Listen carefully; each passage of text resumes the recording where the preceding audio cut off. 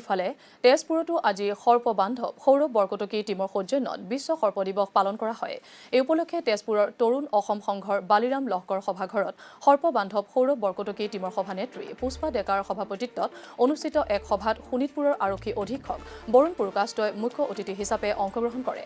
সভাত অৱসৰপ্ৰাপ্ত বন সংমণ্ডল প্ৰাধিকাৰী ৰমেশ কুমাৰ গগৈ, চিকিৎসক ডাঃ ৰিপুণ চুতীয়া আৰু অমিত ৰাজকোৰৰ লগতে ভিন্ন ক্ষেত্ৰৰ কেইবাগৰাকী গণ্যমান্য ব্যক্তিয়ে অংশগ্ৰহণ কৰে। সৰ্প দিৱস উদযাপন কৰা হৈ আছে। আমাৰ সৰ্পবান্ধৱ সৌৰভ বৰকটকী আৰু তেখেতৰ দল এই গোটেইখিনি উদযাপন ধুনীয়াকৈ কৰি আছে।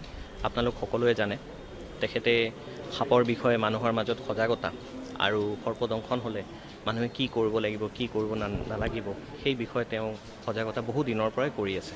সৰ্প দিৱস উপলক্ষে সমগ্ৰ অসমবাসীক মই শুভেচ্ছা জনাইছোঁ। সৰ্প বচাওক, সৰ্প থাকিব লাগিব। সৰ্প আমাৰ এক সম্পদ হয়, কাৰণ সাপে আমাক বহুতখিনি সহায় কৰে, বিশেষকৈ খেতিয়কৰ কাৰণে বেছি, সেইকাৰণে কৃষকৰ বন্ধু বুলি কোৱা হয়। আচলতে সৰ্পদংশন কৰিলে একদম ফাৰ্ষ্ট কথাটো পেনিক চিটুৱেশ্যন কেতিয়াও কৰিব নালাগে। পেনিক নকৰি পেলাই যিমান সোনকালে পাৰে সিমান সোনকালে ওচৰৰ হস্পিটেলত যাব লাগে। চিকিৎসক হিচাপে মই এটা কথাই ক'ব বিচাৰিছোঁ। প্ৰথম কথাটো হ'ল যে আমাৰ সাপৰ বিষয়ে যিবিলাক আমাৰ অন্ধবিশ্বাস আছে গাঁৱলীয়া হেৰিত, সেই অন্ধবিশ্বাসক আমি পৰাজয় কৰিব লাগিব প্ৰথম কথা। আৰু ইয়াৰ চিকিৎসাৰ কাৰণে আমাৰ কমিউনিটি লেভেলৰ পৰা বস্তুটো আৰম্ভ হ'ব যে কোনোবা এজন মানুহক যদি সাপে দংশন কৰে তেতিয়াহ'লে এইটো সদায় এটা মেডিকেল ইমাৰ্জেঞ্চি বুলি গণ্য কৰিব লাগে। যিহেতু আমাৰ হাতত খুব সময় কম থাকে আৰু যিটো আমি এটা সোণালী সময় বুলিহে ক'ব লাগিব আচলতে, যিমান পাৰি সিমান সোনকালে আহি পেলাই যদি হস্পিটেলত তেওঁ ভৰ্তি হয় ৰোগীগৰাকী, তেতিয়াহ'লে ইয়াৰ পৰা ভয় কৰিবলৈ কোনো কাৰণ নাথাকে।